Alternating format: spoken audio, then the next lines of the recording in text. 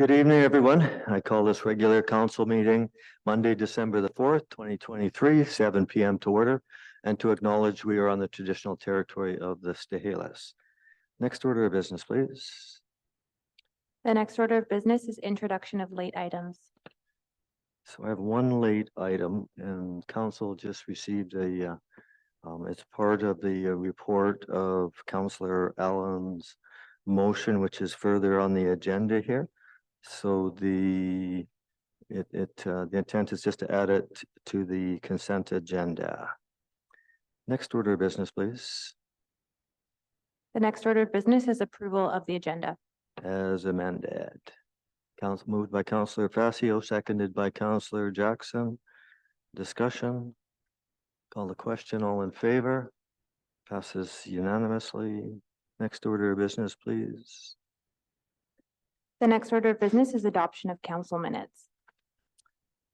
So item A, that the regular council meeting minutes of November the 20th, 2023 be adopted. Do I have a mover? Moved by Councillor Jackson, seconded by Councillor Allen. Errors or omissions? Yes, Mr. Mayor. Yes. At the bottom of page 1, which is the first page of November the 20th, item 3 reads, when we were approving the agenda, we actually amended it, but the amendment is not properly recorded because it says, and the motion moved by Jackson, seconded by Facio, that the agenda be approved as amended by removing items 14A and 14B. So the words approved as should be removed because this is actually the amending motion. And then we go on to approve the agenda as amended. So those two words, approved as, should be taken out. And the motion would then read that the agenda be amended by removing items 14A and B. Thank you. Are we good? Yes. Okay. And on a secondary note, Mr. Mayor, my test of minutes is that somebody in the distant future in reading the minutes should be able to understand what happened. In this case, I think it would be in order to mention what 14A and 14B were, because now at the distance of 2 weeks, I can't remember what they were. And I think that that's the type of thing that should appear in the minutes, because I don't know how I'll find out what was removed from the agenda, and that could be of interest to somebody. So it's just, that's more of an editorial comment that I'd suggest that we could add in there, whatever does anybody else remember what 14A and B were? No. Okay, good. What was it? Do so. You know what they are. Come on. Let's not play games here, Your Worship. This is a game play right here. Councillor. That's not what we're about. We're about here to do business. Councillor. Games. Councillor Jackson. So well, obviously, Councillor Jackson isn't going to tell us what they were, so we'll just let it pass, I suppose. Thank you, Mr. Mayor. Thank you. Any other errors or omissions? Seeing none, call the question. All in favor? Passes unanimously. And for clarification, that is as corrected. Correct. Thank you. And the other second one is item B, and that the special council meeting minutes of November the 24th, 2023 be adopted. A mover, moved by Councillor Facio, seconded by Councillor Jackson. Errors or omissions? Seeing none, call the question. All in favor? Nobody opposed? Passes unanimously. Next order of business, please. The next order of business is business arising from the minutes. We have business arising from the minutes. I have some business arising from the minutes. So the first one is on page 10.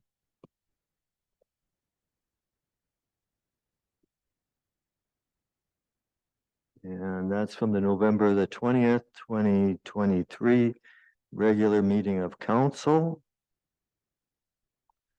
And I wish to Under section 131 of the charter, the mayor may have council reconsider a matter. So I'm asking for reconsideration of the matter of item 8 on page 10. So I will read it.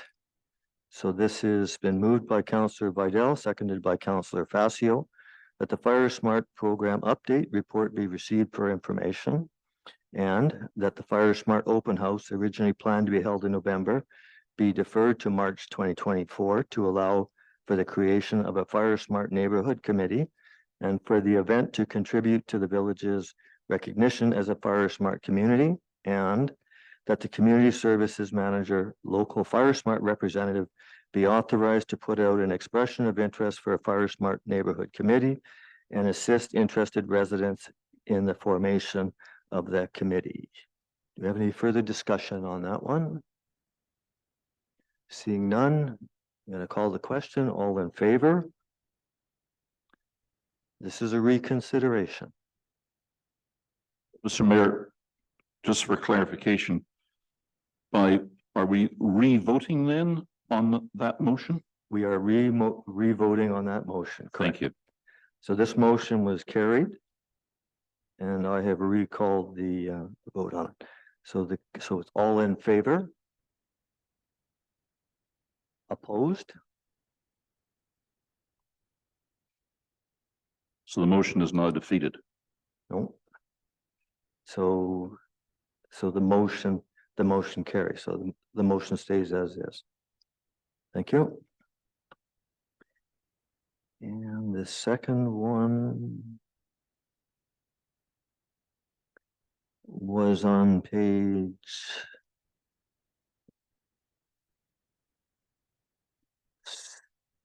15, sorry.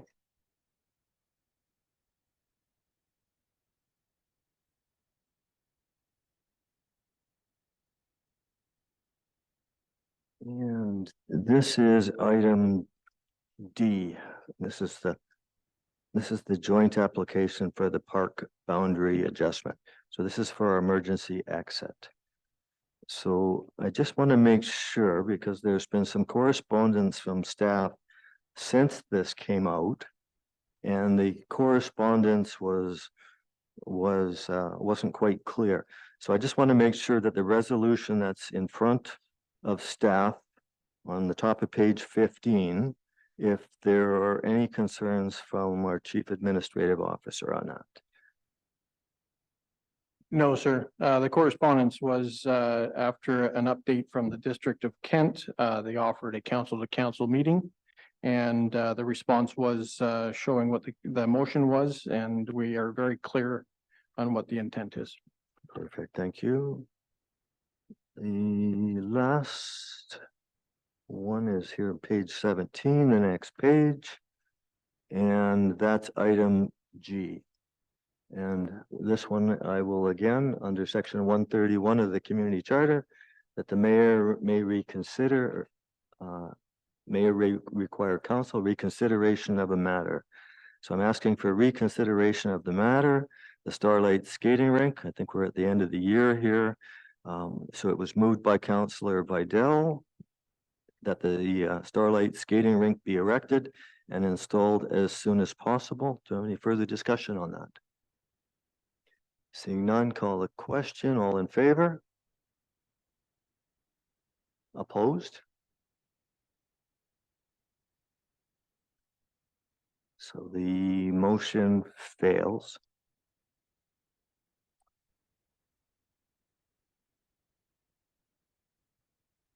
With, sorry, Councillor Allen, Councillor Jackson, and Councillor Facio opposed. I just had one other question to staff here on under the that section 4. And it seems to me that we're missing the pre-closed minutes for the November the 20th meeting.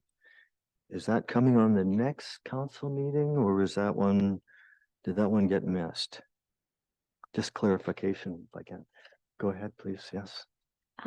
Sorry, could I clarify the date of the meeting that you're referring to? Yes, that was the pre-closed meeting for the November the 20th. Oh, that was the council to council? Yes. Yeah, in the past, those have gone back to the council to council meeting for approval the next time the two councils meet together.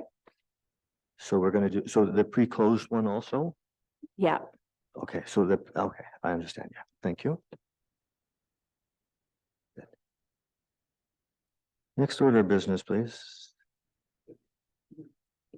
Councillor Just for Allen? clarification, Mr. Mayor, the special meeting on November the 24th, I believe, was a committee of the whole meeting.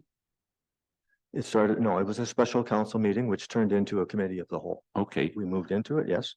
and normally the receipt of these minutes, just for clarification, that is council now receiving those minutes as recommendations from the committee of the whole to the council. Is that what we're doing by That's receiving them? That's my understanding. The Okay. Chief Administrative Officer wants to confirm that, please. We That's don't, correct. do we need to have a resolution to receive the recommendations from the committee of the whole, or do we just assume that that is part of receipt of the minutes? It's my go ahead. Yeah, that would be part of the receipt of the minutes. Okay, so no separate resolution required then for taking those recommendations. That's Okay. yep, that's my understanding. Thank you. I'm new here. I'm learning. Thank you. So the next order of business, please. the next order of business is consent agenda. Do I have a mover? Moved by Councillor Jackson, seconded by Councillor Basio. Discussion. Call the question. All in favor? Nobody opposed? Passes unanimously. Next order of business, please. The next order of business is delegations and petitions, and there are none tonight. Moving on to correspondence. So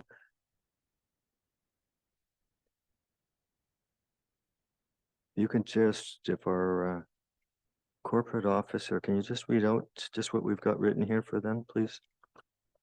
Yes, thank you. So item A is a letter dated November 16th, 2023 from the Pacific Regional President, Union of Correctional Officers regarding prison needle exchange program. And item B is a letter dated November 29th, 2023 from Alan Garneau regarding the dike proposal. Thank you. Do I have a motion for receipt? Moved by Councillor Jackson, seconded by Councillor Allen. This is just for receipt and discussion on receipt. Call the question. All in favor? Nobody opposed? Passes unanimously. Next order of business, please. The next order of business is business arising from correspondence. Is there any business arising from the correspondence? Councillor Allen. Yes, Mr. Mayor. I read with interest the report from Victoria about the housing program and the new bills that came in Victoria. And I just wanted to note that Mr. Kalon was interviewed by the press and asked if these new rules would apply only to larger municipalities. And he replied that we're different in this province because we're doing legislation that ensures that happens in every community in this province. Councillor Allen, I'm gonna just interrupt you here. So the Sure. correspondence is just the two letters. Oh, sorry, not, So that's the, yes, from the prison needle exchange program. I think your conversation is gonna come up later, I think. okay, thank you. Thank you. So is there any business, new business and, or sorry, not new business, is there any business arising from those two letters? Councillor Allen, you still have your mic on. Did you want to speak on? Oh, only to mention, Mr. Mayor, to confirm that there will be a public presentation on, is it this Thursday night at 5 o'clock? Is that correct? Sorry, Councillor, which? On the dike proposal? Yeah, but that hasn't come up yet. So we're still just here under the two letters. Okay, thank you. It's just that Mr. Garneau's Oh, I'm letter sorry. is I'm on sorry. that. So you're responding to that letter. Okay, thank you. Any further discussion on that? I want to actually make some comments on it. And I know Alan Garneau writes us a number of letters, and they're always well done. He's done his homework, and he's a council watchdog. I can see him sitting here tonight. And unfortunately, I can tell from reading this that we really haven't done a good job here with the presentation here of with the dike. I know we have an open house that's coming up, which has to do with some design options. And I've had a lot of criticism, heard a lot of criticism that people don't understand why, in fact, we're actually doing the dike. So I think we missed a really big step. And, I think that this step happens, and it seems to happen over and over again. And I know from my years being as Alan Garneau would be as a private citizen, and the public input, it seems to fall through the cracks somewhere. So one of the reasons I ran for mayor here was to make change. And I think it's important that we make the change. The public need to have input in these decisions, and the public need to know what's happening. I know there's 3 councillors here tonight that were not part of the previous decision of implementing the dike, and that starts right from when the request for bids to go out and find a consultant to do the evaluation. And when the consultant came back with their report, it was received by council. There was no motion or resolution that I'm aware of for public input. So it just carried on through without the public really realizing what's happened, unless you happen to be really following the minutes and the meetings of council, which actually this dike here is project is something I've been working on personally for a number of years. Since I've retired here and moved to the village here, I think that this dike is a very important requirement of this village. This is just my opinion. And I think it's really important for the rest of the public to really understand what this is all about. I understand there's a lot of concerns with how the dike is going to look by being raised the 1.1 meter. And I've seen some of the pictures, and I totally understand the concerns. And again, I think that we did a poor job of when we have projects like this, we have to get the public involved right from the onset, not after the fact. I mean, I can just go back a couple months ago when we were talking about the bike lanes, and it just keeps coming up and keep coming up and coming up. So, I believe in having the public having an opportunity, and it's not just for the public just to come here and because we have to do it. I want to hear it. I want to see what the comments are. And I think it's important, again, that the public really understand why this dike is so important. This dike is very important. And I'm not going to get into the specifics of it here right now, but I just want to highlight on a couple of the things in your in this letter. And what a lot of people don't really understand, or you hear me talk about it, and it's only whoever happens to watch us on YouTube or in this room right now, but the rest of the citizens have no idea, and yet they still have concerns.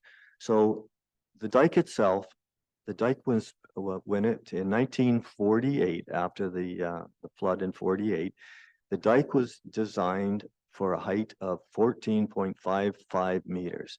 Every new home in this village is built, so the underside of your floor is built at 14.55 meters. The older homes, which they are here and have basements, those homes are below the floodplain, and those will flood.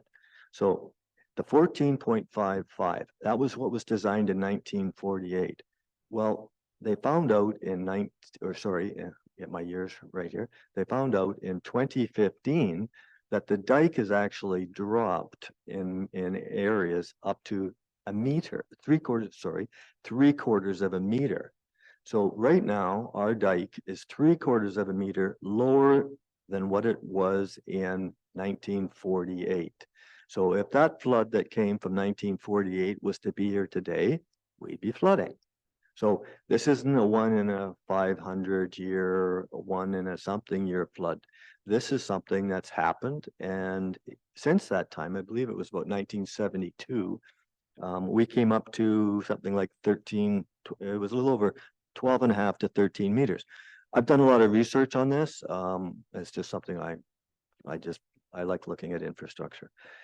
And so it's really important for people to understand. So we're just bringing the dike up to what it was designed for in 1948. Unfortunately, we also don't know what the dike was made out of, because the dike was originally done started off in the late 1800s. And at that time, they just used old logs. They were just strapped together.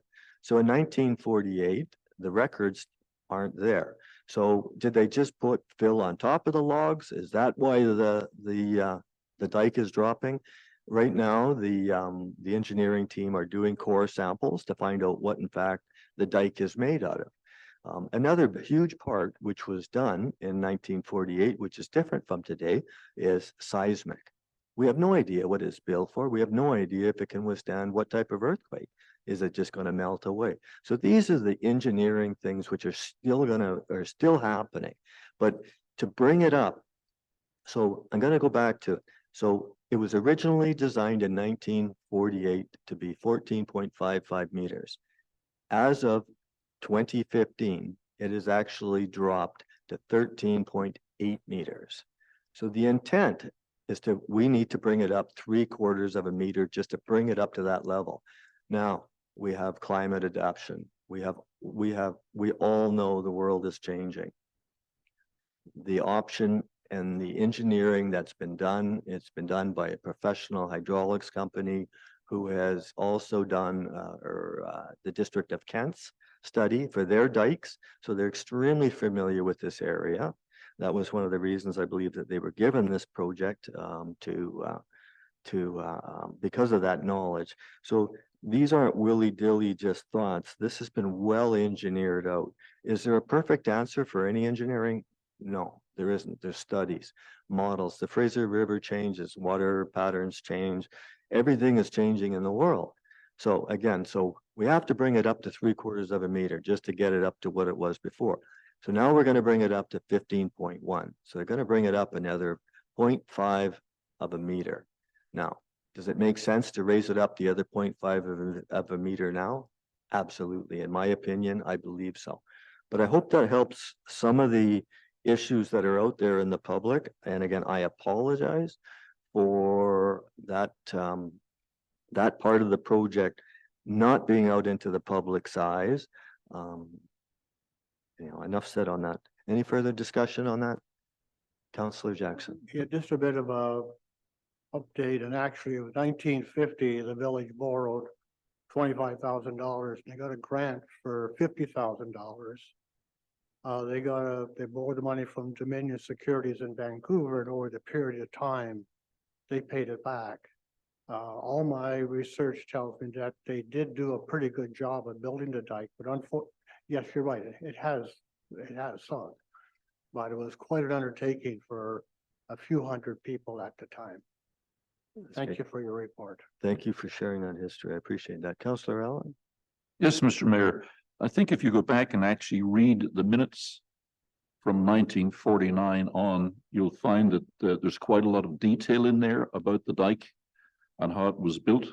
And it was local contractors who built it.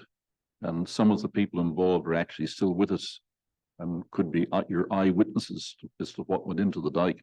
My understanding is that the early scrubby bit of a dike that was built near the Harrison Hotel was all removed, and it went back down to Hardpan and built the dike up from there. And I think they put a clay core in it too. But there is quite a lot of detail in our actual minutes, even if our village records and public works department doesn't have as-built drawings, as we now call them, for that. The contract was quite detailed, and I think the contract is actually in the minutes. And assuming that it was built per contract, we do have some good evidence as to what the composure of the current dike is. Thank you. And thank you. Next order of business, please.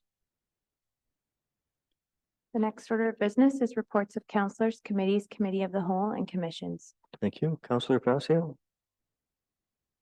Thank you. Excuse me. Thank you, Mayor Wood. First of all, I've got a few reports here. On the 25th of November, I volunteered for the Salvation Army Kettle in Agassiz. Great program. It's been organized.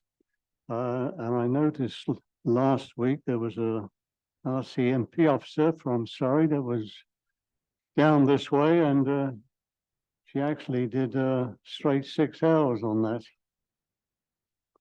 On the Sunday, the 26th, I attended the 10-year anniversary of Mr. Zhang Adesta Holdings, that he took over the hotel. And one of the waiters there received a 40-year service award, who I know very well, and very well attended reception, mostly by staff who were invited there. So it was very nice. At the Fraser Valley Regional District on November the 23rd, Councillor Jason Lum was nominated as the chair again, unanimously, and Councillor Patricia Ross was also nominated unanimously as the vice chair. We had a presentation from the Wild Safe BC. One of the things they do say that which people do for the sake of feeding the hummingbirds, but they're the worst things to leave out. Hummingbird feeders and barbecues, believe it or not, that attract the wild animals. They've done programs at the Harrison School, and they do the hanging and the information on your doors as well. So this is the Fraser Valley Wild Safe BC. On the hospital board, Sylvia Pranger was nominated as the chair unanimously, and Paul Horn was nominated as the vice chair unanimously as well for those nominations.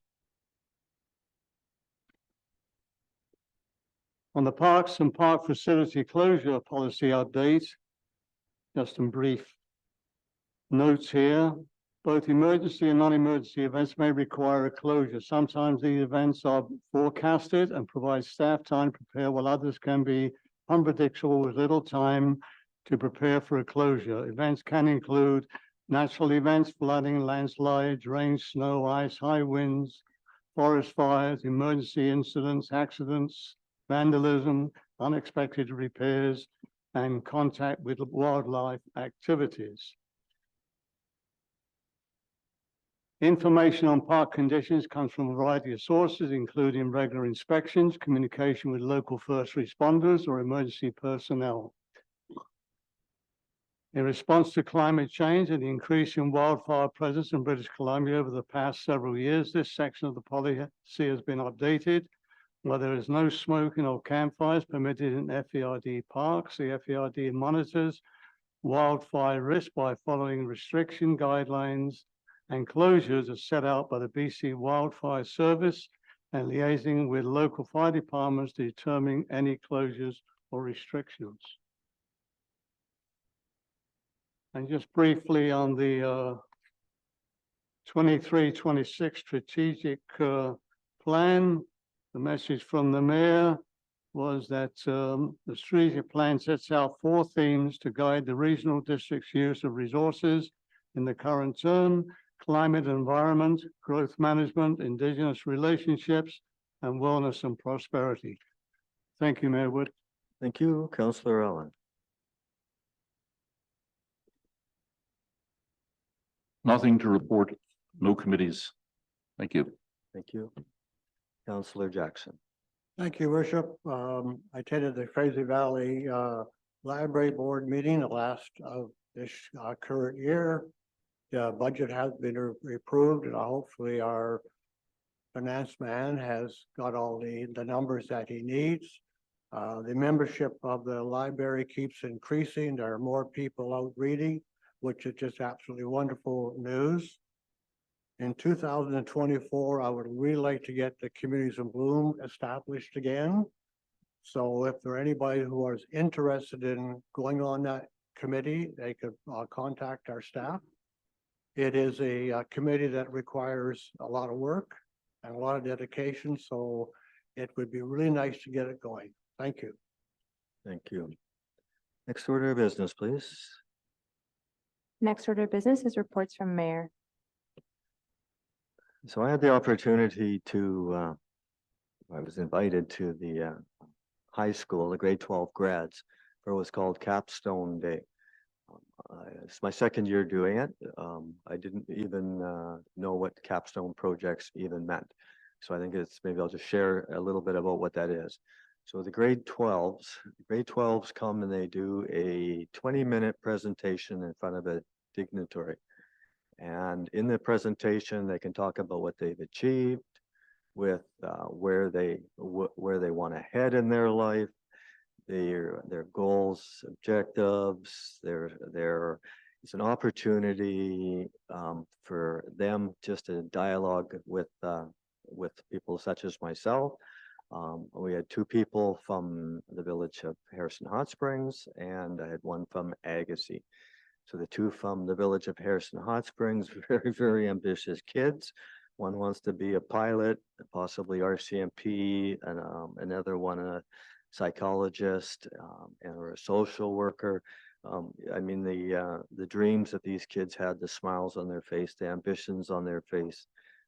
It's a great event, and it's nice to be part of that. The next item here, I just wanted to, is the Salvation Army Christmas Kettle campaign. So I'm actually going to be ringing the kettle, or ringing, not the kettle, the bell on Friday, Friday, December the 8th between 10 and 12.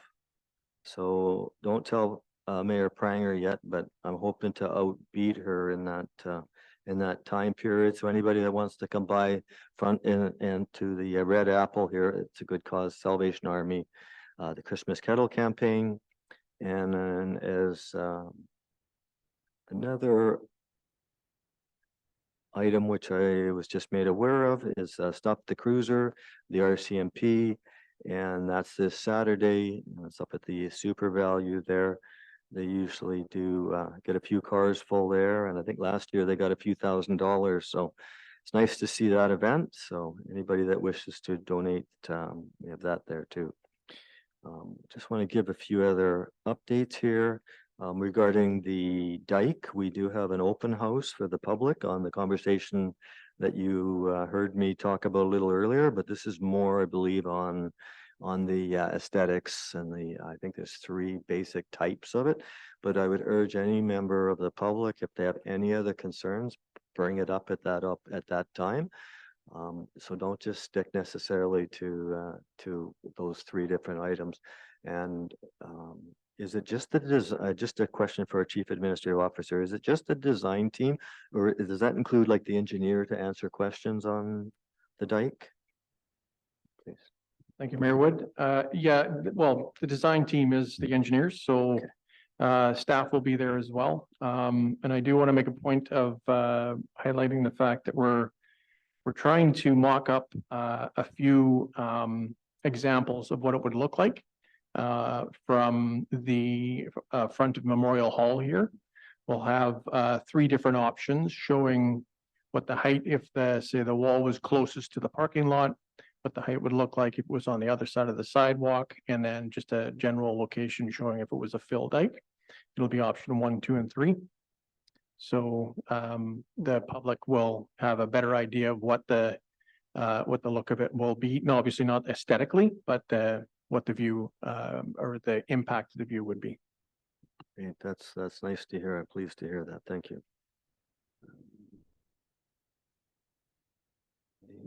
Sorry. It's going to, just under the mayor's report here too, and I know that we've passed a few motions here of council asking for staff for updates on items like the dike and the evacuation route and even like the fire smart. Can these, just a note to staff, can these be like something that continuously just arises on this agenda? And it just gives staff an opportunity just to provide, if there's updates available on any of those three subjects?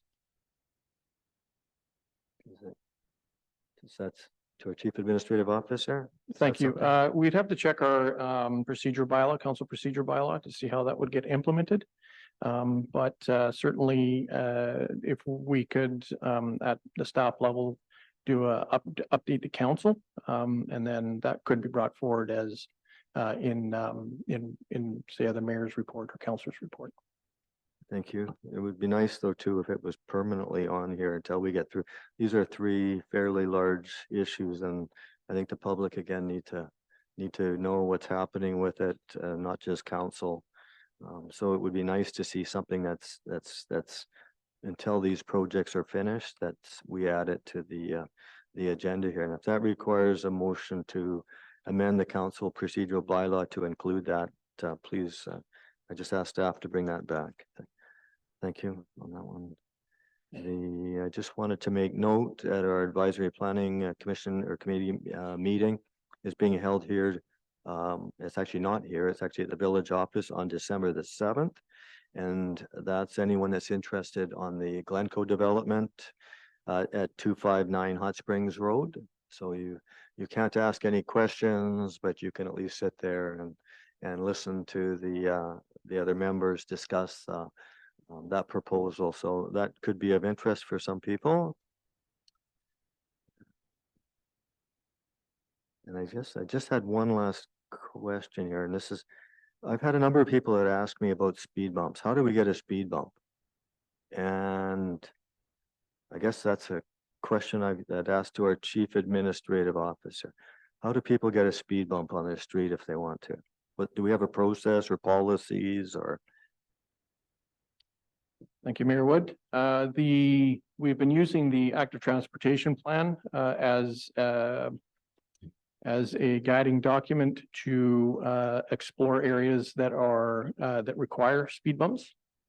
Historically, that's been the process.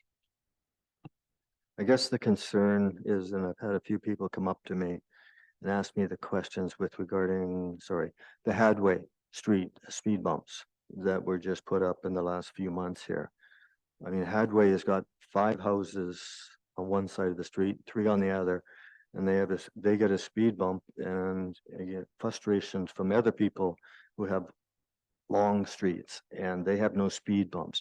So, you know, again, I'm going to go back to process, procedures, fairness. You know, if there should be a policy in place. If we don't have a policy for how we make that decision here for a speed bump. Some people don't want the speed bump. I definitely wouldn't want a speed bump in front of my house.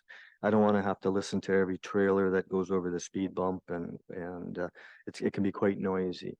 Some people aren't aware of it.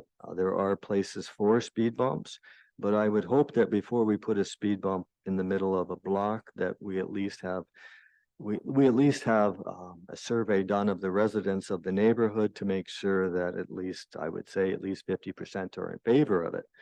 But I guess it just concerns me when actually there's not one neighbor in that area that even is in support of it. So I'm confused with how that particular one appeared there. And it appears to be frustrating to the people that are there. So I don't know if our Chief Administrative Officer can comment on that one at all. Yes, thank you, Mayor Wood. As mentioned, that speed bump was in the traffic traffic management plan, the active transportation plan. And we did receive over a number of years, multiple complaints about vehicles speeding down Hadaway. So the installation of that speed bump was in the Capital Works project, or it was in the budget over a number of years. It was just a matter of finding someone to be in, or a contractor in town to be able to do it for us. Thank you. I would hope that we get a policy in place for speed bumps again, because there's a number of streets and people that have been asking for that. That's the end of my report. Next order of business, please. The next order of business is reports from staff. Item A is a report of our CAO dated December 4th, 2023 regarding implementation timeline of the municipal advisor's recommendations. Go ahead. Thank you, Mayor Wood. Before I do start, I want to just make a point of showing that there's a new template for our reports, and I do want to thank staff for updating that because it's a much easier way to read and give information to council. So I want to make a point of thanking staff for that.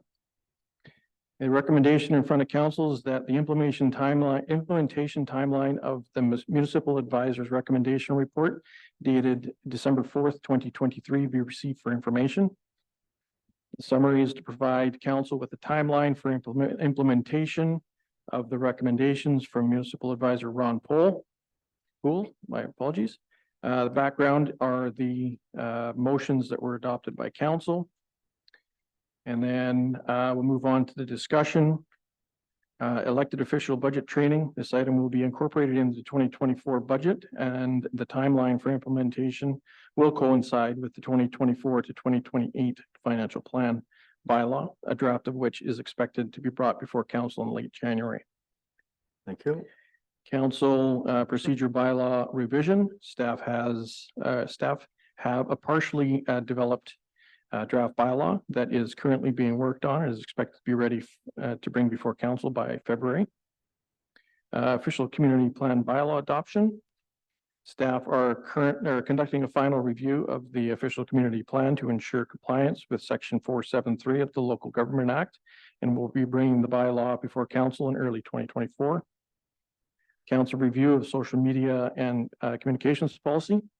All members of council received a copy of this documentation in handbooks provided to them by staff at the start of their term. Additionally, staff are working, and I can now confirm that all policies are on our website. And again, thank you to staff for that. If any member of council has any questions, they are encouraged to reach out to staff for clarification. Staff does not have any further action to take regarding this item. CAO and mayor agenda briefing meetings currently being conducted via email with hopes that in-person meetings will resume in the future. Council CAO covenant. The CAO is researching a draft covenant, which is expected to be ready to bring before council in early 2024. Code of conduct adoption. A draft of the village's code of conduct has been brought before council on an ongoing basis since January of 2023. At the June 19th, 2023 regular council meeting, the bylaw was brought before council with a recommendation for final adoption, and the following resolutions were proposed. That Code of Conduct bylaw number 1189 2023 be referred back to staff to enhance the clarity and readability. That the Code of Conduct bylaw number 1189 2023 be given final readings and adoption. Both motions received two votes in favor and 2 votes in opposition, and as a result were both defeated. A new draft will be prepared for council's consideration in early 2024. There are no financial considerations and no policy considerations. Thank you. So the recommendation was that the implementation timeline of the municipal advisor's recommendation report dated December the 4th, 2023 be received for information. Do I have a mover? Moved by Councillor Facio, seconded by Councillor Jackson. Discussion on this? Councillor Allen. Yes, Mr. Mayor, I'm not actually 100% in favor of the recommendations. I seek direction as to how I should proceed if I have reservations about this. Should I vote against this motion? Or should I speak to the issues at a different time? That's a decision that you have to make, council. That's a decision that you're going to have to make here. If you had a question on this, timeline, then feel free to discuss that. Well, Mr. Mayor, I have quite a few questions and I'm not actually prepared to do that tonight because I really need to go back and read Mr. Poole's final recommendations and deal with them in some detail. And I'm not prepared to do that tonight. So maybe there's a later opportunity for me to do so. Thank you. Any further discussion on that? So I have some discussion on it. I guess there's one thing that really jumps out at me, and I will make a comment on the one. And this is on item 3, how our official community plan, how the bylaw adoption process has absolutely anything to do with what he was here for, to do with council, staff, recommendations. I mean, I'm just absolutely blown away that the official community plan, that he's actually telling us, a member of the province who is here, and he's actually trying to tell this council that we need to adopt the official community plan. Let me remind you, this official community plan, we had 3 open houses. We had a public hearing. We had 65 public comments. Not one change was made in this draft OCP. The OCP there wasn't one person in this entire village that supports the draft OCP. And here's an outside provincial facilitator telling us that we need to adopt it. It's just crazy. It's crazy. I can't accept this myself here, and I'm not going to discuss the other items at this time too. Further discussion on this? Seeing none, I'm going to call the question. Councillor. Well, Mr. Mayor, I'd just like to say that was one of my major concerns. And the other thing that Mr. Poole has ignored is that we now have 4 new provincial acts that kind of blow all of our planning out of the water and make it redundant. And therefore, both because of the fact that it was really not his function, in my opinion, to instruct us to adopt a plan that he seems to never have reviewed and doesn't have the qualifications to review it, but also the whole thing has become redundant, in my opinion, because planning has been taken away from municipalities by Victoria, who are now going to impose 4 plexes and 6 plexes on single family areas. And we have to take a deep breath, sit back and see what we're supposed to be doing as a council in terms of planning with the new regime that has been imposed on us from Victoria. So I think that this is redundant at this time. All planning, in my opinion, has ceased at the municipal level in BC until we know the road ahead with Mr. Eby. Thank you. Thank you. So I'm going to call the question. So that the implementation timeline of the municipal advisors recommendations report dated December the 4th, 23 be received for information. Call the question. All in favor? Opposed? Motion fails with Councillor Allen and the mayor opposed. Next item, please. The next item is item B, report of CAO regarding Emergency Operations Center at the Village Fire Hall. Go ahead. Go ahead. Thank you, Mayor Wood. Recommendation in front of council that council designate the Village of Harrison Hot Springs Fire Hall as the village's new Emergency Operations Center location. In conjunction with Kent Harrison Joint Emergency Committee's emergency planning coordination, staff is recommending that the Village Fire Hall located at 555 Hot Springs Road be designated as the village's emergency operations center. In 2021, council authorized staff to apply to the Canadian Infrastructure Program COVID-19 Resiliency Infrastructure Stream to accommodate physical distancing and to complete required seismic upgrades at the fire hall. In early 2022, the fire hall renovation and addition project was awarded to N. Wallace Company. Seismic upgrades and an addition were completed mid-2023.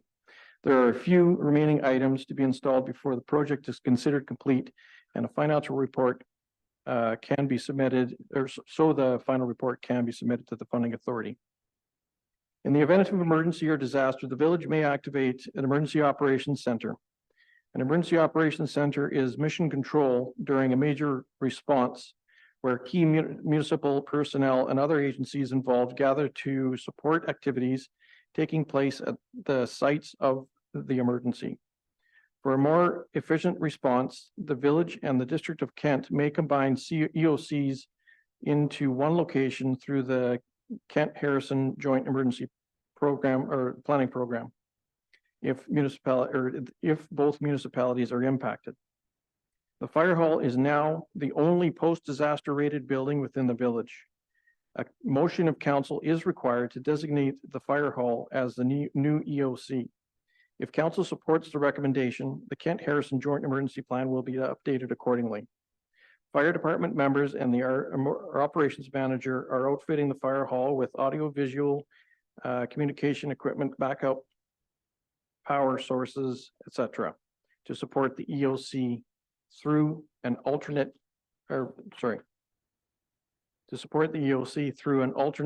funding source. Installation of the required equipment is expected to be complete by year end. There are no financial considerations, and the strategic considerations is under the 2023 strategic plan priorities. Public safety to ensure and enhance the public safety and organizational development to provide for the needs of a growing community. So the recommendation is that council designate the village of Harrison Hot Springs Fire Hall as the village's new emergency operations center location. Do I have a mover? Moved by Councillor Facio, seconded by Councillor Jackson. Discussion? Councillor Allen. I'd just like to say that I got a tour of the fire hall with the chief, and I was very impressed with the amount of space they've created up there. And I think it'll be a fine emergency control center. Thank you. Great, thank you. Any call the question, all in favor? Nobody opposed, passes unanimously. Next order of business, please. Next item is item C, report of planning consultant regarding review of bills 44, 46, and 47. Go ahead, Ken.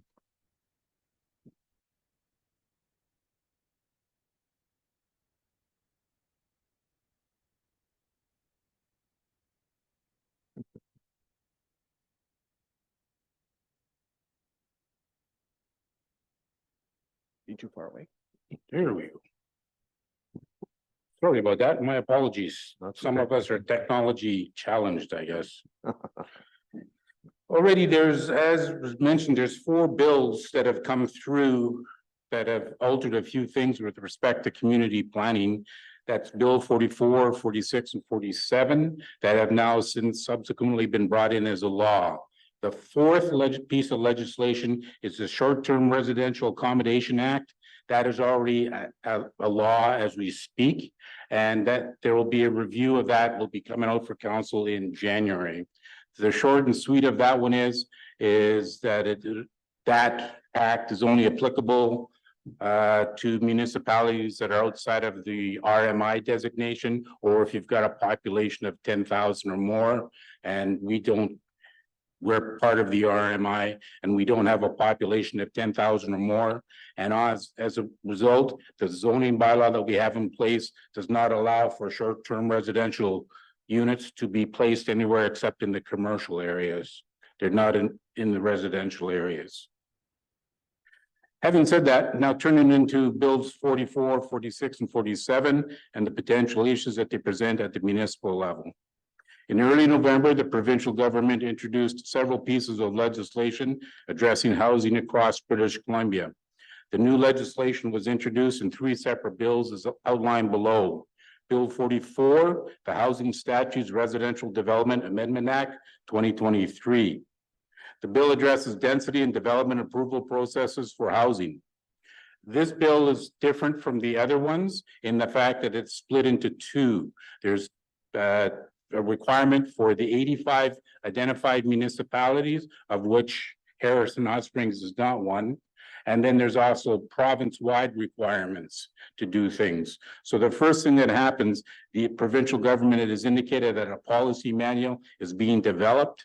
It is not out yet, but when it does come out, those 85 British Columbia cities, towns, and other areas will have to follow those requirements addressing setbacks, height restrictions, parking requirements, lot coverage. And for the 85 municipalities, this means the end of the exclusive single-family zone. And municipalities with a population of 5,000 or more will be required to update their bylaws by June 30th, 2024 to reflect the new provincial requirements. They say that the guidelines may be coming out in the end of December. I don't know. There's also some province-wide requirements that must be addressed, including a more complete housing needs report concept using a standardized format across the province. By December 31, 2024, Harrison Hot Springs will be required to update or complete an interim housing needs report utilizing the new template. We currently have a housing needs report, but this legislation will make a requirement that we have to follow the template of whatever the province comes out with for the next go around. Updating official community plans to better address housing needs. The current requirement is for 5 years projections. The new legislation is going to take that up to 20-year projections. We're going to be reducing the number of one-off public hearings for rezonings. Once an official community plan is finalized, the conforming policies will be subject to approval without any further public hearings. OCPs must be updated every 5 years. Right now, it's at the whim of the respective council. Could be 20 years, could be 2 years, could be 3 years. One secondary suite or coach house will be permitted in all the residential zones across British Columbia. The end of exclusive single-family dwelling zones for the 85 municipalities. And as I mentioned, we're not on that list. Municipalities with a population of 5,000 or more will be required to update their bylaws by June 30th, 2024 to reflect the new provincial requirements. Basically what it means, this new legislation, there's the housing needs report is proposing changes requiring all the local governments to update their housing needs reports using a standardized method so that everybody's speaking the same language right across the province. And to change it from a 5 years for a projection forward of the types of houses that are required to a 20 years. And that will be included into the official community plan, which it already is, but it's only in there for 5-year projections as required by law right now.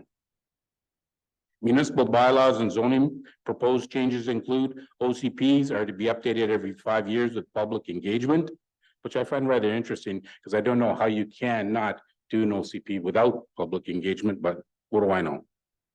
Changes to the forecasted growth rate for housing over the next 20 years rather than using the current 5 years, including policies that address a wider range of housing types and moving away from site-by-site rezoning or spot zoning processes. Require zoning bylaws to better match housing needs and OCPs. Small-scale multi-unit homes will be zoned up front within municipal bylaws, thereby eliminating long zoning processes to build multi-unit homes, such as but not limited to row housing and townhomes.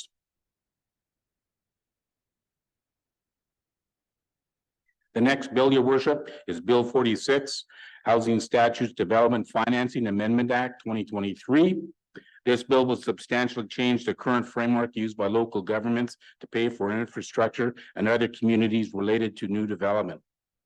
The focus is going to be moving away from the developer to allow the municipality more flexibility to allot funds to local services like police, fire halls, and other services that require support new homes.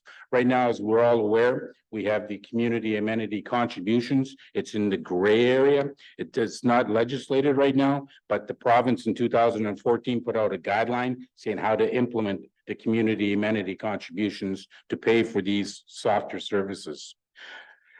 So what is going to happen now is the province is going to allow us to have a limited development cost charges concept. As we're all aware, the development cost charges goes for parks, sewer, water, roads, all those hard functions. What they're going to be bringing in is a amenity contribution cost charges, but it will be similar to a development cost charge concept, but you can use the ACC to pay for recycling facilities, fire protection services, police facilities, solid waste activities, all of those sorts of things. The amenity cost charges bylaw, as I mentioned earlier, cannot be used, or I did not mention, but you cannot use it now for any affordable housing projects. That's the same with any community amenity contribution funds that have been collected for affordable housing projects. They cannot be used for affordable housing projects anymore. A bylaw would be required if Harrison Hot Springs wishes to collect ACCs. The bylaw does not require approval from the inspector of municipality, but the inspector may ask for reporting on the funds collected. The province may also develop regulations to prescribe the economic and other analysis that local governments must undertake in setting amenity cost charges. There's nothing that we have yet.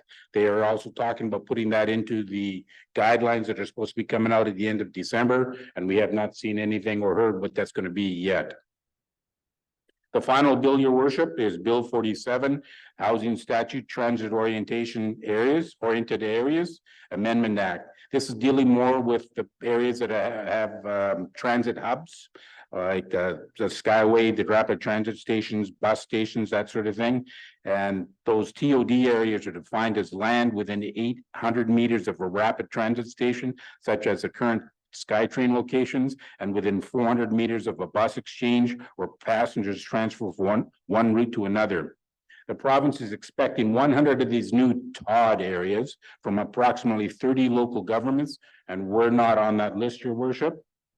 In the designated TOD areas, local governments will be required to permit housing densities that meet provincial standards for allowable height and density, remove parking restriction minimums, and allow parking to be determined by need and demand on a project-by-project basis, utilize standards and details in a new provincial policy manual to ensure consistency in the approach to developing the TOD areas. There are some financial implications associated with the following changes to the legislation. If council would, well, one of the first things we have to look at in 2024 or get completed is the development of an updated housing needs report when the new templates come out.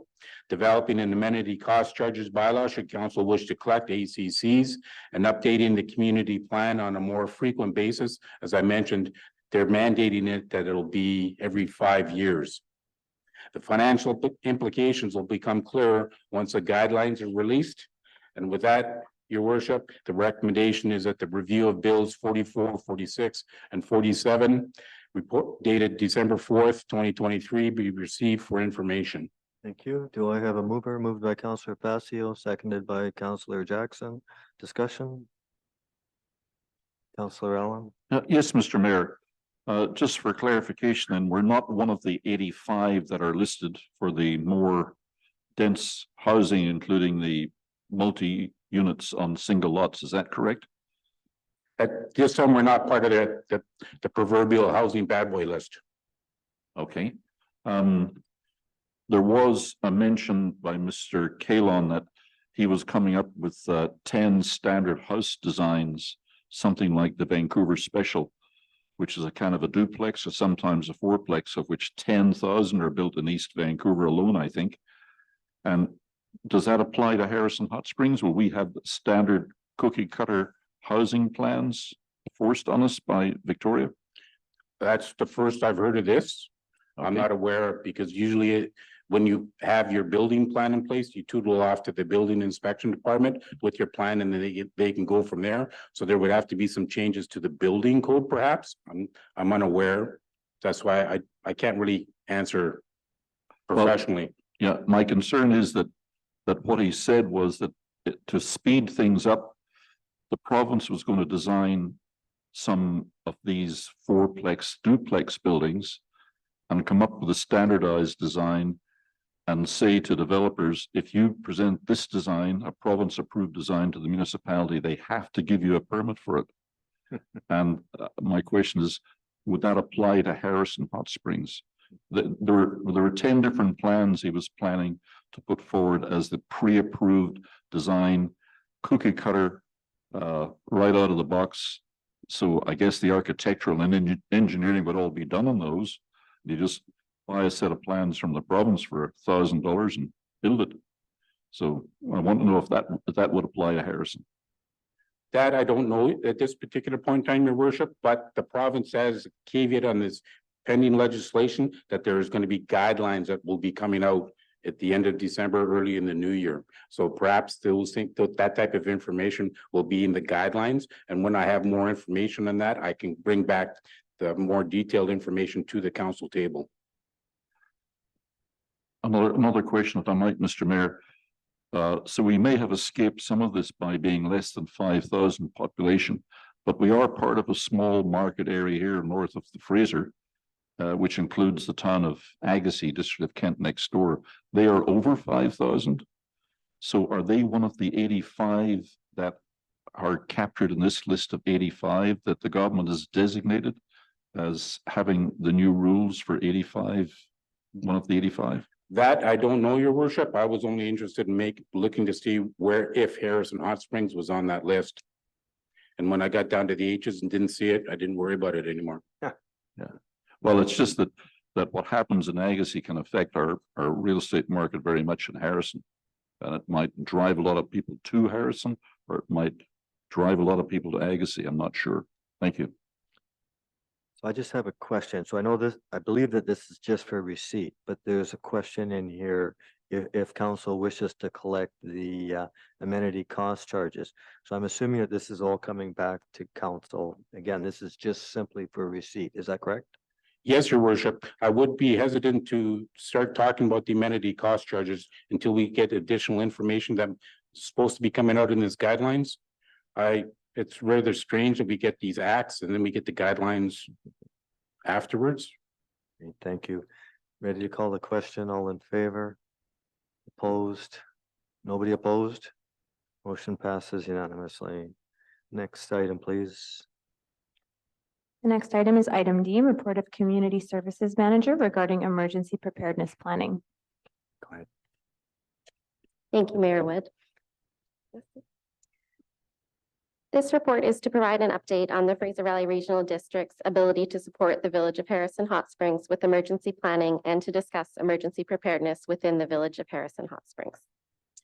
At the October 16th and 18th, 2023 regular council meeting, council passed the following motion. That staff be directed to engage with the FVRD with urgency and report back to council with availability, timeframe, and costs to produce and oversee an evacuation plan, a prevention plan, a preparedness plan, and a response and recovery plan. Staff engaged with the FVRD about the potential for them to produce and oversee the 4 emergency management plans mentioned above. Staff were advised that the FVRD is currently working on updating their own emergency management plan and hazard report, as well as some other evacuation route planning and training initiatives. Unfortunately, they do not have the capacity at this time to assist the village. They mentioned there may be potential collaborative opportunities in the future for FVRD and smaller member municipalities and First Nations. However, they do not have these resources available at this time. The current Kent Harrison Joint Emergency Response and Recovery Plan is an all hazards plan that is in place as a living document with revisions and updates taking place to ensure it continues to meet the requirements set out in the BC Emergency Management System. An all hazards plan is the approach taken by the province and allows the adaptability of one plan to apply in the case of any hazard. This plan is overseen by the Kent Harrison Joint Emergency Program Committee. This committee has representatives from the Village of Harrison Hot Springs Council and staff, District of Kent Council and staff, RCMP, Harrison Hot Springs Fire Department, District of Kent Fire Department, and Kent Harrison Search and Rescue. On November 8th, 2023, the province's Emergency and Disaster Management Act replaced the Emergency Program Act. Staff are reviewing the changes and taking time to understand the new requirements and how they relate to the current plans in place. A key role that village staff holds in the event of an emergency is communications. Staff recently attended a workshop on crisis communications led by Benjamin Morgan, a renowned emergency management and crisis communications leader. One of his takeaways was for municipalities to create templates that can be prepared in advance to allow for information to be provided as quickly as possible to the public in the event of an emergency. Through the province, the Justice Institute of British Columbia offers several emergency management courses to support communities in building their knowledge and skill set. Village staff plan to utilize these courses so that the village can be prepared to support first responders should an emergency situation arise. 3 staff members recently completed the Introduction to Emergency Management in Canada and will be taking further courses as they become available in the upcoming months in the areas of emergency operation centers, community evacuations, and emergency management. The 2023 strategic plan priority that this ties into is public safety. And the two recommendations are that the emergency preparedness planning report be received for information and that staff be directed to work with the Kent-Harrison Joint Emergency Planning Committee and the village's emergency planning coordinator to update and or prepare an evacuation plan, a prevention plan, a preparedness plan, and a response and recovery plan. Moved by Councillor Jackson, seconded by Councillor Passio. Discussion? Councillor Allen. Yes, Mr. Mayor, just so the public knows, who is our emergency planning coordinator at the moment?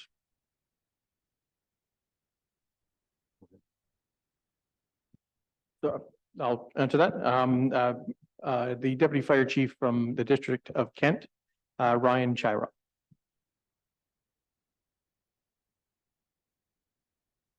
Is that, I'm just, it seems a little strange that we don't have somebody from Harrison in that role. And Mr. Is it a position that goes back and forward, or is it always the Kent guy?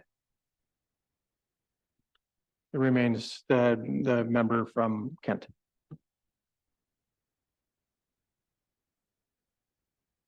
Any discussion, Councillor? You done? You're done? Well, yeah, I'm still quite concerned about this, Mr. Mayor, because it's my belief that you, as our chief executive officer, should be our representative on that planning, because you're the only person in this room that has the authority to make orders during an emergency. And I think it's essential that you, as our mayor and CEO, be involved in all of the planning and be well prepared in case an emergency arises. And you have to exercise the unique powers of the mayor to deal with the emergency and to make things happen in a hurry. And I'm troubled by the fact that you're not on the emergency planning committee and are not deeply involved in this process of planning. Thank you. Thank you. So I have some comment to make on it. I equally am concerned with it. And I know I've expressed my thoughts on it previous, but I mean, this is such an important component of it here, of emergency preparedness planning. And, you know, I look at the original motion here was to try to see if the Fraser Valley Regional District could give us some costs and availability if they were able to help us with an evacuation plan, etc. And it's my understanding that they're doing a major restructuring themselves, and they're too busy for the next 10 years to consider us, which is unfortunate, because I did have an opportunity to see how the Fraser Valley Regional District worked when their command center was in full operation, when we were dealing with the interface fires here just north of Boston Bar. It's quite a thing to see that the distance that the Fraser Valley Regional District does, all the way from Chilliwack way up past Boston Bar and east to west. So we're just a little dot in the middle of it here. So it made a lot of sense, but unfortunately it appears that they're too busy. But I do read that this is one of the Fraser Valley Regional District's top priorities, is actually working on their emergency preparedness planning.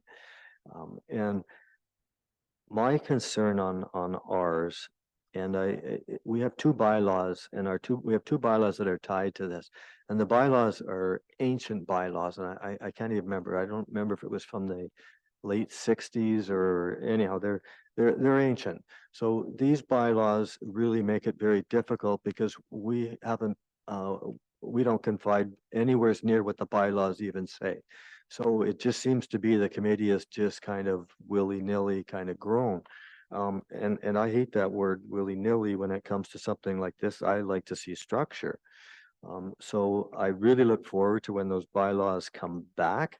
And I think once those bylaws come back, I think it'll help us understand with how the emergency preparedness is done, how we work with the District of Kent. I mean, I've seen or heard possibilities of other communities joining in with us. Is that a good thing or a bad thing? I think council has a lot of good questions, a lot of hard questions that they have to ask. And I'm just going to end by stating that it's interesting here. There was a motion from council, and I believe it was in a committee of the whole, it was a committee of the whole meeting, I believe. And the resolution was that the emergency evacuation plan, I know council and I know members of the public have heard people say that we have one, we don't have one, we have one, we don't have one. Well, we do have one, but it's one page and there's nothing on the page. So we don't really have one per se. So it's such an important part of the of our village here. With we need to have a good evacuation plan, and all the other components with it. But so there was a motion to go to the same committee to do an evacuation plan. So I got a copy of the minutes of that meeting, that motion was supposed to be on the agenda. It didn't even make it on the agenda. It wasn't even a discussion.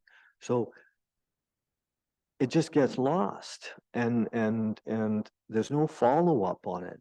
So it's a huge concern to me.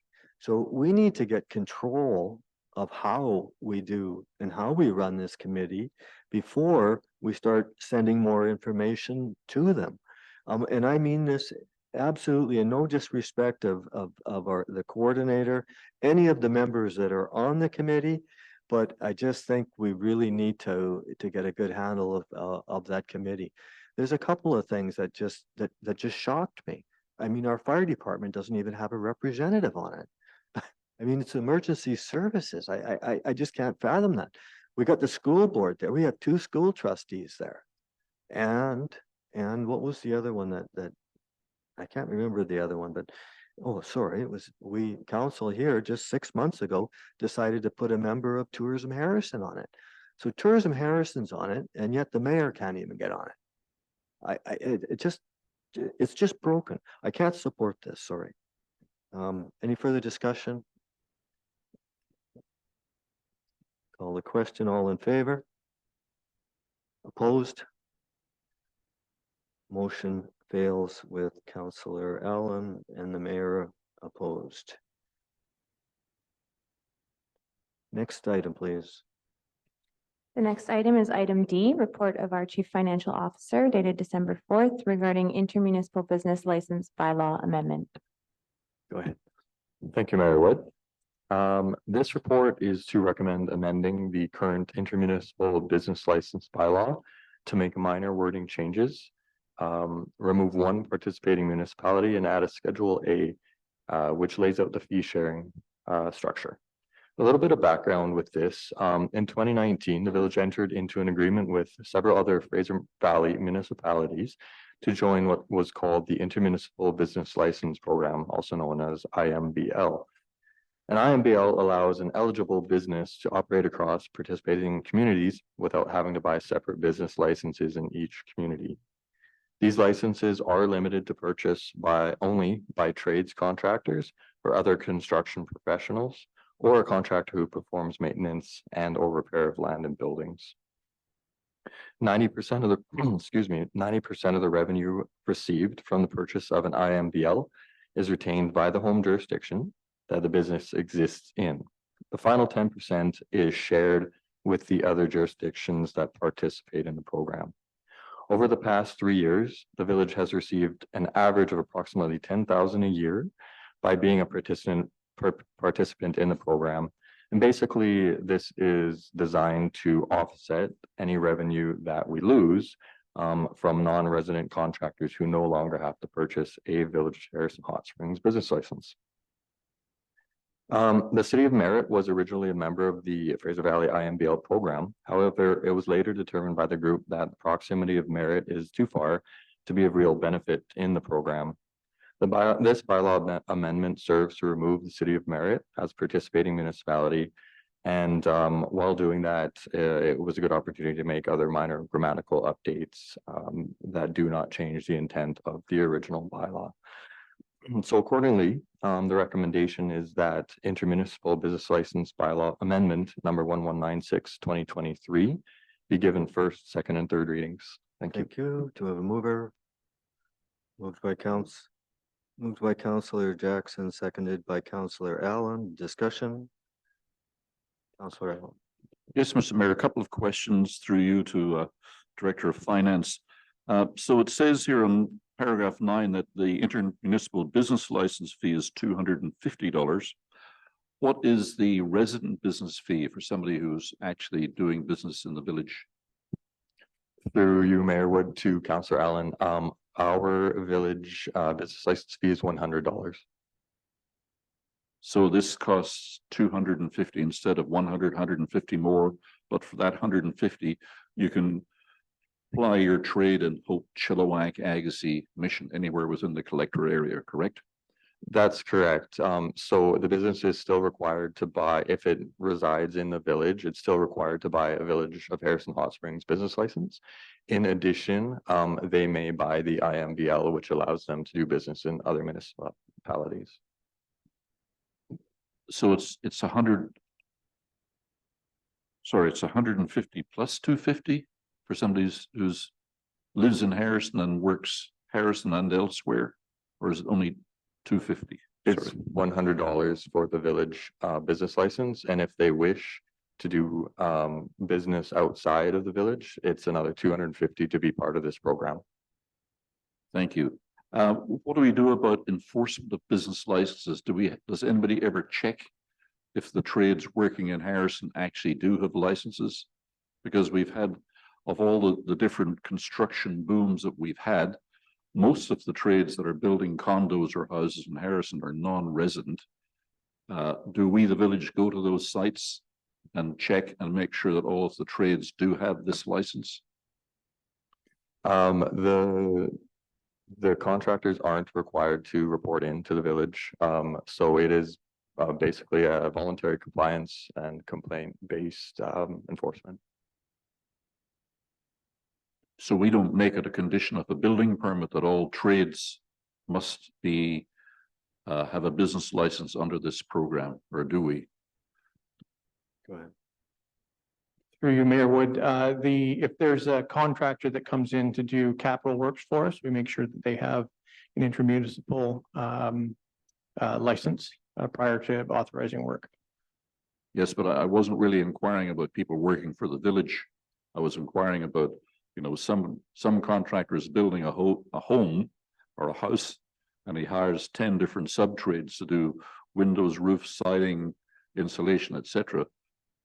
In a previous administration, we made it a condition of the business license that the primary contractor had to ensure that all of the sub-trades that worked on his project, on that project, had to have proper licensing. And my question was, is that still a condition of a building permit? To my knowledge, that's not the case, but we'll have to look at that to confirm. Thank you. Thank you. No further discussion. Ready to call the question that the municipal business license bylaw amendment number 1196/2023 be given first, second, and third readings. Call the question. All in favor? Opposed? Nobody opposed. Passes unanimously. Next item, please. Next item is item F, report of Chief Financial Officer regarding sewer regulation and fee bylaw amendment. Thank you. This matter is to recommend to amend the sewer regulation and fee bylaw 980/2011 to set the sewer utility fees for the 2024 to 2028 years. Some background is basically the village's wastewater utility is operated on a cost recovery basis. So there are two main components to the way that the sewer service fees are charged. The first component is a sewer service utility fee. Basically, this is a fee per meter based on the actual length of the property that abuts the sewer collection main. The secondary charge is a sewer service user fee. And basically, this is a fee for the use of the sewer service. The sewer regulation fee bylaw was last amended in 2019, where the utility fees were set for 2019 to 2023. There was increases set for the sewer service utility fees of 2% each year in that bylaw. There were no annual increases to the sewer service utility fee. Since the last amendment bylaw was adopted, we've definitely entered into an inflationary environment. Many costs relating to the operation, repair, and maintenance of the wastewater treatment plant and infrastructure definitely have increased. Examples are labor, chemicals, electricity, replacement equipment, etc. We're lucky the wastewater treatment plant is relatively new, but of course, as it ages, it requires more annual repair and maintenance, and the same goes with the infrastructure as well. Also, it's important to have reasonable reserves in place. The village administration continues to mitigate the cost increases as much as possible through efficiencies and cost control. And it's also important to note that growth also greatly assists in keeping the fee increase what we feel very reasonable. And growth means basically new properties coming online. So accordingly, the recommendation is to set the 2024-2028 sewer service utility fee rates to increase at the same 2% per year. And there is no recommended increase to the sewer service utility fee at this time. So basically, with this amendment, the average residential property will see an approximate increase of about $5.35 per year on the sewer fees. So accordingly, the recommendation is that sewer regulation amendment bylaw number 1197, 2023 be given first, second, and third readings. Thank you. Moved by Councillor Facio, seconded by Councillor Jackson. Discussion? Yes, Mr. Mayor. Councillor Allen. I think this would be a good opportunity to take a look at some of our charges and to ask ourselves whether they're really appropriate. One of the first large developments to go on sewer in Harrison was the Harrison Holiday Park at the south end of the village, 38 acres, 400 RV sites. And they actually put in the pressure line from there up to our sewer line. And at that time, we set the fees as an RV park, a seasonal business open basically from Easter to Thanksgiving, closed in the winter, on the assumption that that would only be a half year of use. And we had a very strong restrictive covenant on the development of that property that limits it to the use of the trailers and the sites to seasonal use only and not to residential use. Now there's a small corner that is allowed to be residential, but most of that park, according to our contract with the Holiday Park Association and their own internal rules, their members are not allowed to live there, and therefore they pay the lower rate. Then I look at the Springs new development of 86 sites, and that is going to be strata titled. The sites are large. They got 50 amp and 100 amp services. They're allowed to live there year round through the winter and the summer. And we seem to have put no restrictions on that development to limit it to seasonal use. So it becomes year-round use and is quite possibly going to become something of a residential mobile home trailer park with 86 people living there on a year-round basis, 86 families living there or couples, and yet they're still classified in this, I think, as an RV campsite with seasonal use only. So I think that we should maybe look at our definitions and perhaps allow those campsites that are in fact seasonal and only have a 6-month operating period approximately to have this rate, but that those are unrestricted and can and probably will be used on a year-round basis should be something either the same as or close to a residential unit, because they will develop just the same amount of waste as somebody would in a home with two people, in my opinion. Thank you. Thank you. Any further discussion? Actually, I have some discussion on this one. And I guess I'm just trying to find out too. So this is the bylaw for the annual fees. This is just to our chief financial officer then. So is there policies that go into the discussion that Councillor Allen was talking about? Or is that all under this one bylaw? Thank you, Mayor Wood. Everything is encompassed in this bylaw. There was quite a bit of analysis done, I believe, back in 2019 to set up the fee table and the definitions at that time. But yeah, it's all encompassed within this bylaw. Okay, thank you. I have a bunch of questions here for you. So the storm connections. So for instance, the storm sewer was put down my street after the house is built. Is there actually a connection fee on that? It only says for sanitary sewer. So is storm sewer connection fees connection free to our chief administrative officer? The example for your, Alder Avenue, those fees were actually waived. But there is, I do believe there's a connection fee for storm, but I'd have to confirm with the financial officer. So I don't see it here. It doesn't mean it's not here, but I just don't see it.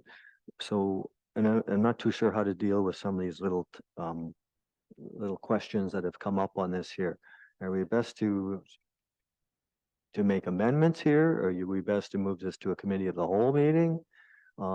What's the best way to deal with this? And maybe I should just ask a few more questions first on it here. So that was just the connection fees. So I know that there's a lot of people that have their own well. So, but yet everybody in the village here is on to the sanitary system. So we've got different rates down here that for metering. Do we actually meter anyone's sanitary sewer in the village? The metering is based off the water consumption. So if And the then water, Sorry, if they're not connected to our water system, then it would be a flat rate. they just pay a flat rate. So this is another one that keeps coming up with people that ask me the question. So I know we have the two, and I'm just trying to make sure that so that everyone hears the right words. The sanitary sewer service utility fee and the sanitary sewer service fee. And I know a lot of people get confused on that. And I can see why people get confused on it, because the utility fee is a fee based on just what your frontage is of your property. So if you happen to have bought a corner piece of property, you pay an extra third more for sanitary service, even though you don't use it. My understanding is that principle was, well, it just because it gave you more options of connections for the sanitary. But you know, everyone that owns a piece of property on the corner, which isn't using the sanitary sewer anymore or any less, but they're paying an awful lot more for it. And taking that further here, so the user fee is basically a flat fee. Again, I'm just going to keep it with residential. But there's a lot of residents, I think it's on Diamond Street and in Ming Crescent. They actually, even though they're not hooked up to the water service, they now don't just pay the utility fee, which is what everyone else in the village pays for, and the empty lots in the village.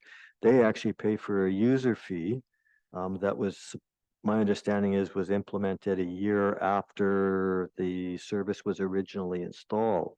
So why do we have the some residents that don't have the water, why are they paying both services? And we have other community or other residents that aren't. Sorry. So how do we know which ones we have and which ones we don't? Do we know? That's a lot of questions in there. Yes, let me think how we best tackle this. So I know that there was, when water service was added to the far south, there was a separate, I don't know if it was in the form of a policy or a basically process, I guess, which required even if the homeowner chose not to connect to the water and sewer service, the fee would still apply.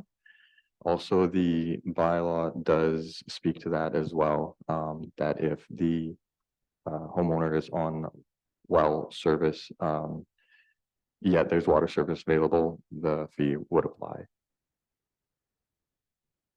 So that policy, like but that's not in this bylaw. I guess that's where I'm kind of confused here. So is that something that's registered on the title of their property?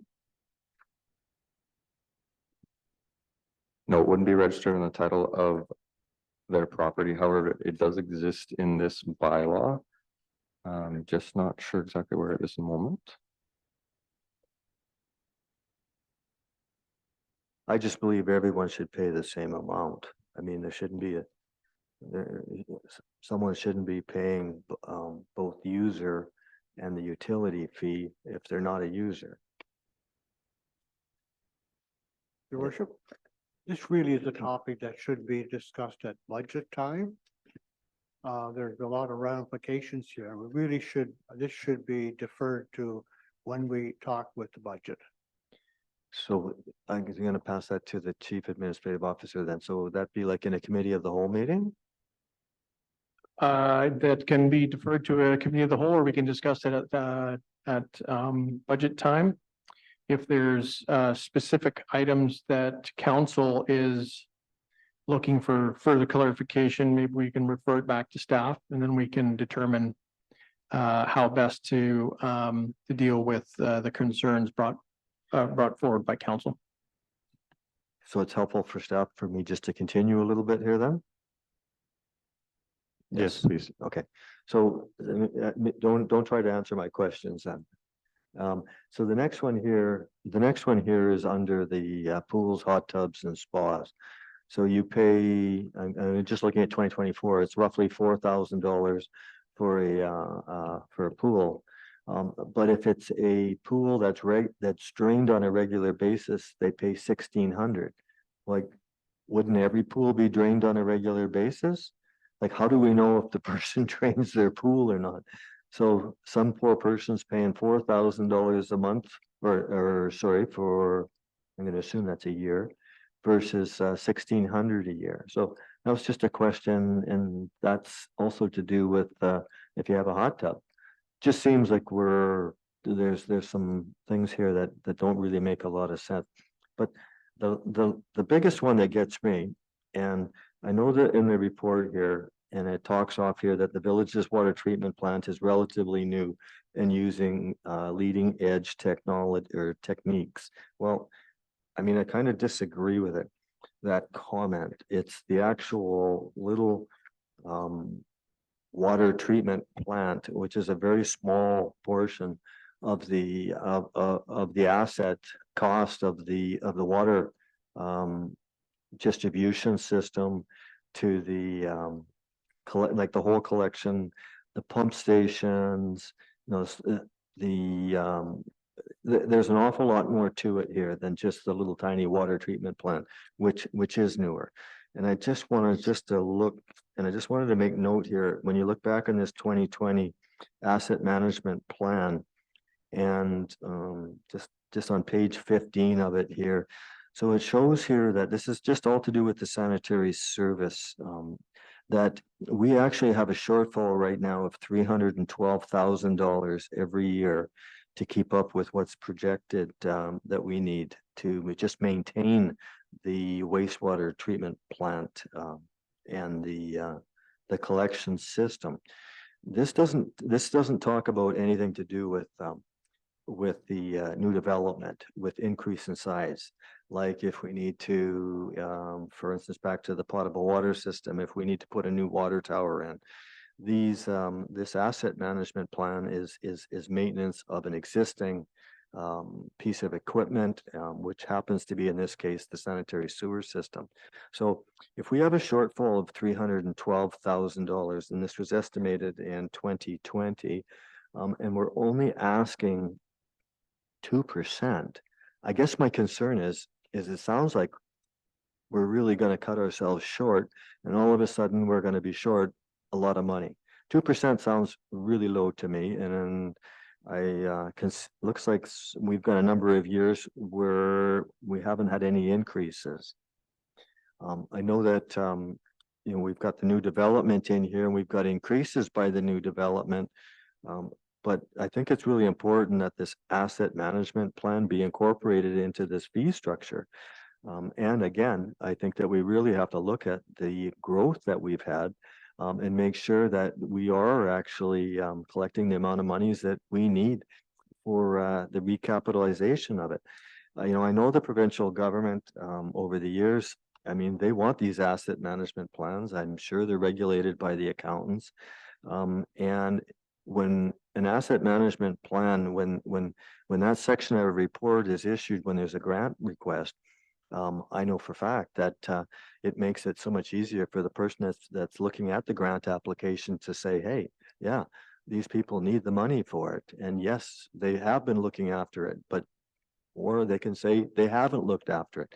So I really look forward to the asset management plan and also the growth management plan to do with our sewer infrastructure. I think I'm going to leave it at that for now. So the suggestion then is to move this to the budget meeting. So is that Councillor Jackson, did you have a motion there to? Mayor Wood, Yes, the original ahead. motion was to, forgive me, I'll have to go back and find this here. Was that the sewer regulation amendment bylaw 1197/2023 be given first, second, and third reading? Yes, but Councillor Jackson, I think, was making an amendment that it be referred back to the budget committee. Is that correct, Councillor? If this is the budget discussion, yes. So the And we motion, should have actually really dealt with this quite some time ago. so Councillor Al. Yes, Mr. Mayor, I have a suggestion.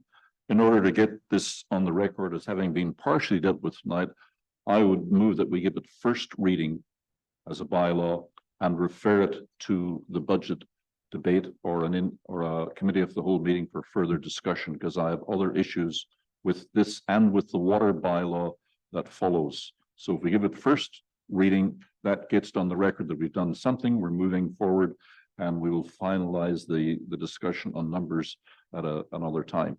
Thank you. Mayor Wood, staff is in support of that. So so you move that, Councillor? I move You move first reading for bylaw 1197, 2023, being the annual fees and charges for sewer services. So you move that amendment. Do I have a second? I'm making the motion for first reading. Well, but there's already first, second, and third reading. There's already a motion on the table. Oh, well, I'll amend it that by removing the reference to second and third motion then. Thank you. Do I have a seconder for that? Seconded by Councillor Jackson. Any further discussion on that? Call the question. All in favor of the amendment? No one's opposed. Passes unanimously. So we're back to the main motion, is it then? Yes, So that the sewer regulation amendment bylaw 1197/2023 be given first readings as amended. no, we haven't done any amending yet. Yes, we just approved the amendment. The amendment was first reading. Did I miss that? Yeah, but we haven't had, And to defer it to, we haven't done any amending to these numbers. We're going to discuss the numbers when we. That was the amendment. We just voted on that. We Okay. just voted on your amendment.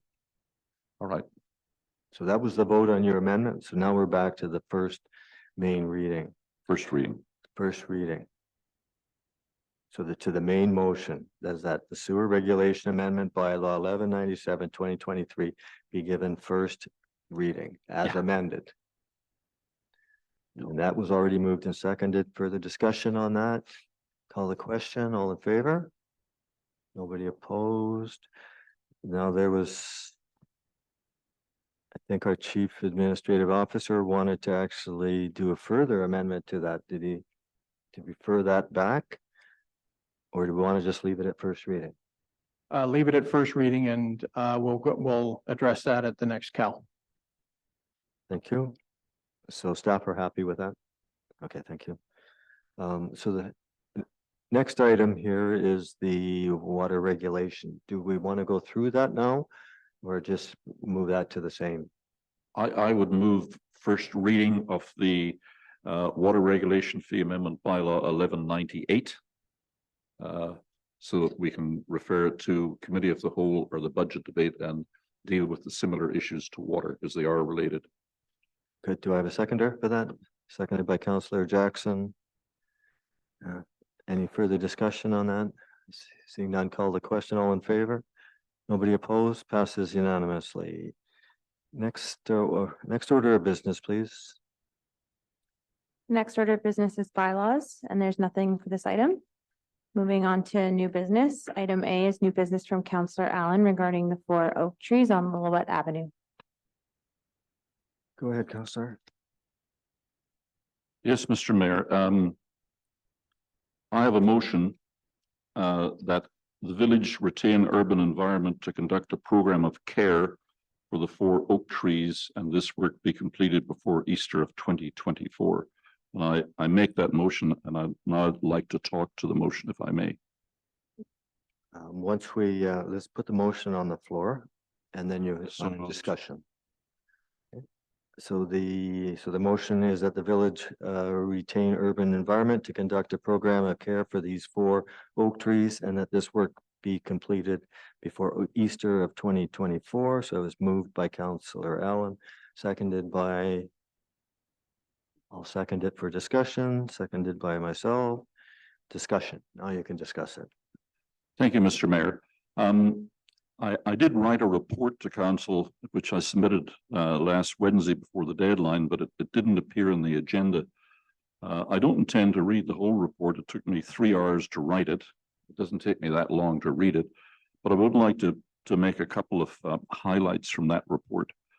The trees are 135 years old. They were planted originally by the Harrison Hotel, probably at the time that the original hotel opened, the St. Alice, and probably by Mr. Charles Armstrong from Westminster, who was the developer not only of the hotel, but of the whole village of Harrison Hot Springs, as he was given a Crown grant and established our street pattern and our roads and even our road names. So his vision of a resort included treed avenues of the type that you would see in the better neighborhoods in Vancouver. And so we planted these oak trees all the way from the back of the hotel, which was the entrance in those days before the Esplanade was built, all the way down to around here, Maple Street. So we had about 20 of those trees originally. They are heritage trees. I view them as totems because they've been standing there observing the growth of this village for over 100 years. And certainly we lost a lot of them when highways took over Lillooet Avenue and cleaned them out to widen the road at this side. We've only got 4 of these beautiful trees left. The trees are suffering from a number of complaints. They are badly in need of a haircut. The consultant says they have 30 feet of growth since the last pruning, which was 15 years ago, perhaps. They have wounds that need to be dressed. They have compacted gravel and soil around the roots, which is denying them the water that they need. The actual soil that they're planted and growing in is not very good. It's sterile sand, and they have never been fertilized that I know of, and that needs to happen. So the trees are getting, they're becoming thirsty because of the fact that we haven't looked after the ground around them. They're starved of nutrition because there's no real organic matter in the soil in which they're growing. They need to be pruned, and they need to be fed, and they need to be watered, and they need the compacted earth to be removed from their trunk to free up the cadmium layer and the bark and expose the roots, and then that backfilled with some porous gravel to allow water to feed the roots. This is all going to cost us some money. Our urban forest report recommends that we look after our mature trees, and these are mature trees. The arborist report that we got from the chap in Chilliwack estimates that they're good for at least another 20 years if we look after them properly and restore them to health. And I believe that we should make that investment to do so. Carl McGregor comes highly recommended. He does a lot of work for Cultus Lake on both their own trees and their danger trees, and they have a lot of them. And I believe that these trees are worth the effort and worth us spending the time and the money to restore them to health. I personally am prepared to contribute to this program by giving the village the free use of my 50-foot man lift, the JLG, quite a new one. I'm prepared to remove all of the wood waste that comes off the trees at no expense to the village. I'm prepared to either dispose of the compacted gravel that has to be dug away or provide a dump site for the village to dump that gravel. And I believe that my resolution, if it's adopted tonight, can in fact save these trees and restore them to health as a beautiful shaded avenue that we need to have. It's unfortunate that Lillooet Avenue doesn't get any respect. And if you talk to the merchants on that street, they seem to be neglected in all of the village planning. And it really could be a very major part of Harrison's downtown area with proper sidewalks, with these shade trees in place, and with a little bit of cleaning up of the general area, especially when the construction's over. Our official community plan talks a lot about the need to encourage pedestrian traffic to go to the back street and to enjoy it. And these trees are kind of makes the only really attractive feature of the street at the moment. If you remove these 4 trees, it's going to be a wasteland there, and it's going to be horrible visually with no shade, no greenery. And I just think it's would be a really backward step for Harrison, considering that our OCP calls for us to create the environment that people are comfortable in and enjoy a walk under the shade trees and the view of the trees. The red leaves of these oaks are very attractive for about 2 months of the year. So I'm speaking very much in favor of my resolution, and I hope that the council supports the effort to beautify Harrison, or keep at least that part of Harrison beautiful for posterity. Thank you. Yeah. Oh, by the way, if anybody wants to read my report, I have extra copies here that they can have if the public hasn't seen it. Thank you. Further discussion? Ready to call the question? All in Councillor Jackson, did you have a question? Yes, Your Worship. Those trees were all pruned around 209, 210 when I was on council. At that particular time, the trees were in very poor shape from that point of view. They didn't grow back very well. They didn't, perhaps it was the soil, but we did make an effort to try to save them at that particular time. So I'm not too sure what could be done about it right now. I think the whole idea was that the trees did come down, the whole street was going to be redone. It gives an opportunity at that particular time to landscape it, put in flowers, and make the street look like it should. I agree with the councillor to my left here that the street needs to be done. And we have accumulated RMI money, and that can go towards some of it to do that.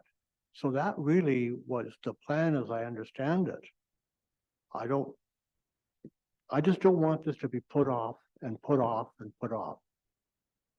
That's the deal. I mean, if you get an answer back in a month's time, that's fine, but not any longer than that.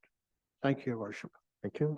Councillor Pasio? Thank you, Mayor Wood. Just to the meeting that we had in regards to the trees, if they did come down, was to make a nice boulevard along there with a extension of the sidewalk from the new development. And of course, on the south side, which I always refer that sidewalk, I don't know why previous administrations never did any of this in years gone by. I think the Romans must have put that sidewalk in, being sarcastic, but that needs replacing as well to improve that And also that parking area that we gravelled just for this year, that needs to be paved as well. So I think that the discussion, if I recall, was trees came down, would make a nice boulevard area there that would make it more pleasant and extend the sidewalk all the way to the post office and just enhance the whole area. Thank you.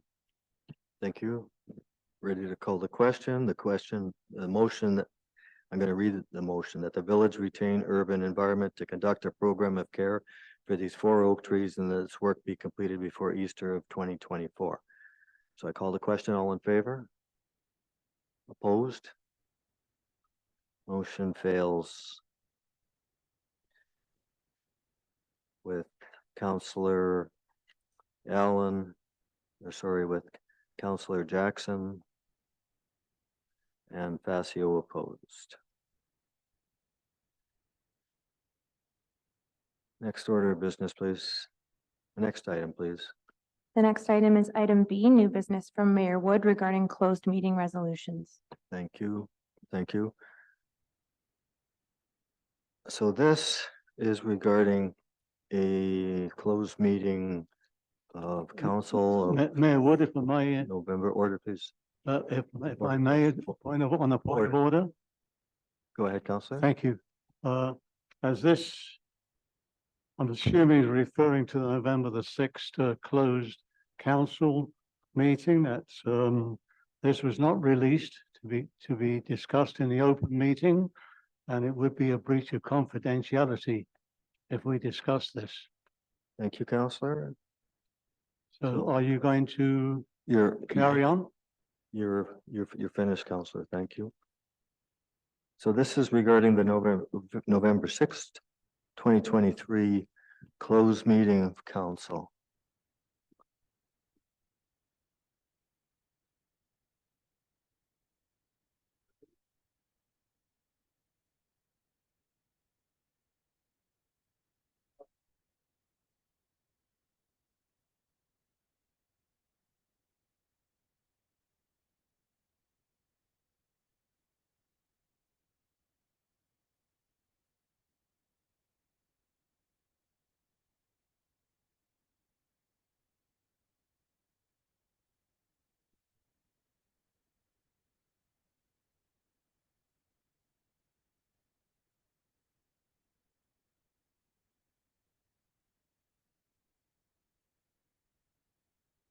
So this meeting is adjourned due to a lack of quorum. Thank you, everybody.